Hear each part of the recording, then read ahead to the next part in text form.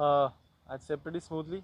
Yes, the flight was definitely a bit long, but I mean we are professional players, and we're gonna turn up tomorrow and play the best cricket that we can. What's your take on the playing surface? Have you had a look at the pitch? I think it looks like a pretty good wicket to for a one-day game.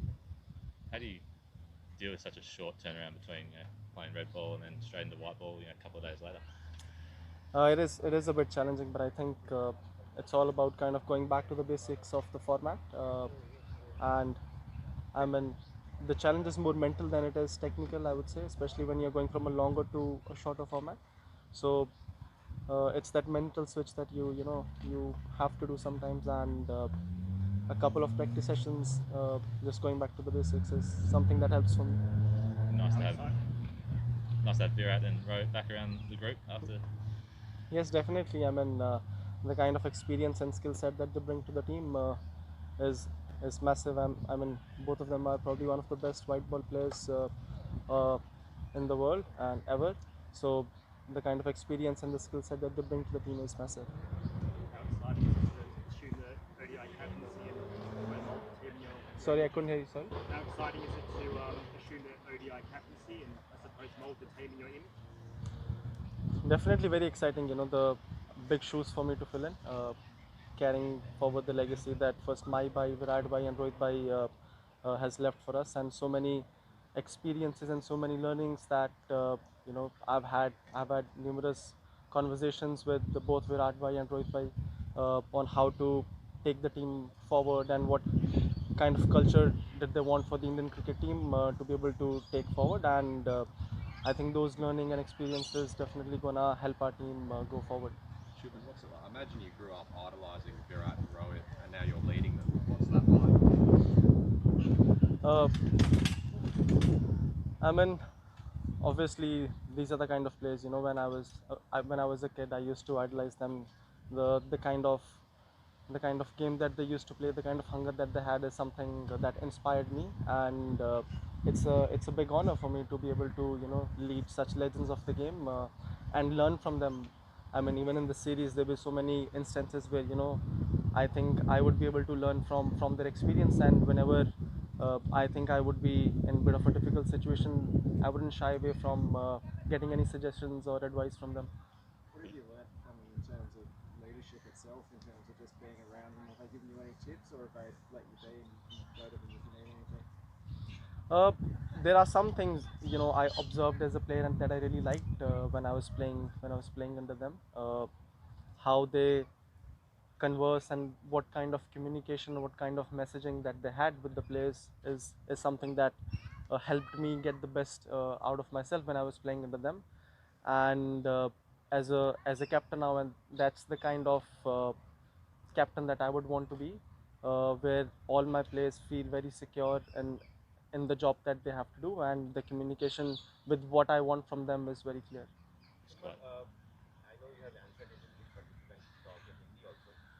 Virat और रोहित इन दोनों का height, can you please talk about कि आप उनको कप्तान, you will be the captain of Virat and Rohit, और इनसे जो आप इंग्लिश में भी आपने कहा है कि there will be lot of things you learn, तो आप थोड़ा सा हिंदी में जी, सर इतने साल, आई थिंक उन्होंने 15-20 साल इंडियन क्रिकेट को सर्व किया, तो बहुत सारी चीज़ें हैं जो मुझे सीखने को मिली जब मैं उनके साथ खेल रहा था, उनके अंडर खेल रहा था, और जो वो स्किल सेट और जो वो एक्सपीरियंस लेके आते हैं किसी भी टीम में, जिस भी टीम में वो खेलेंगे, जो वो एक्सपीरियंस लेके आते हैं उसको रेप्लिकेट करना बहुत ही डिफ़िकल्ट है।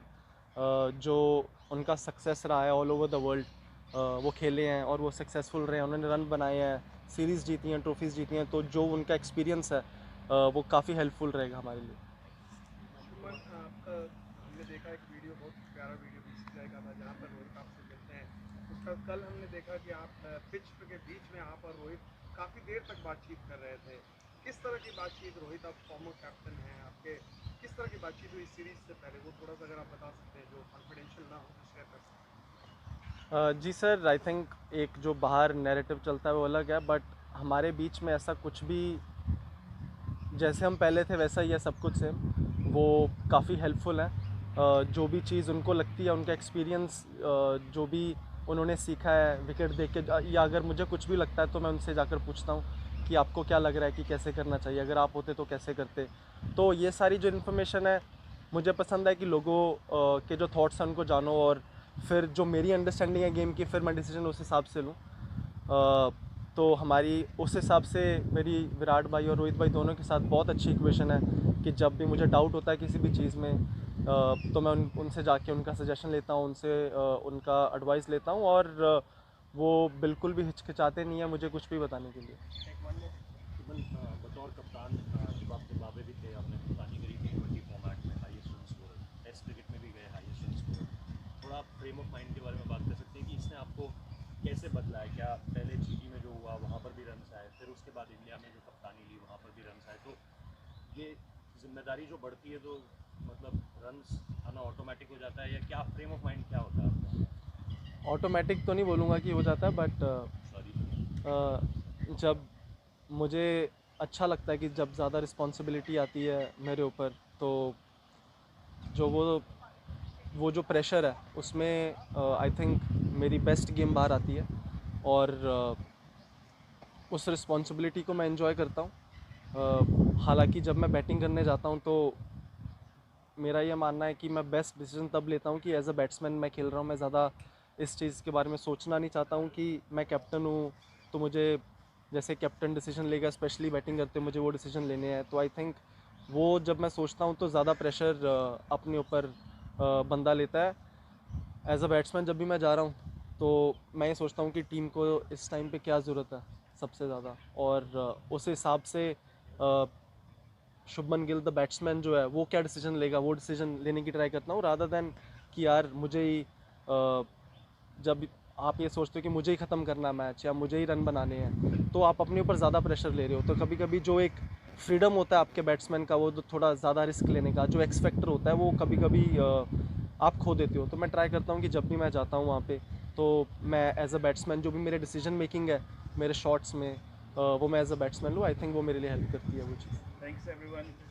Shuman has to leave. India has a training session at 2 at the Perth Stadium.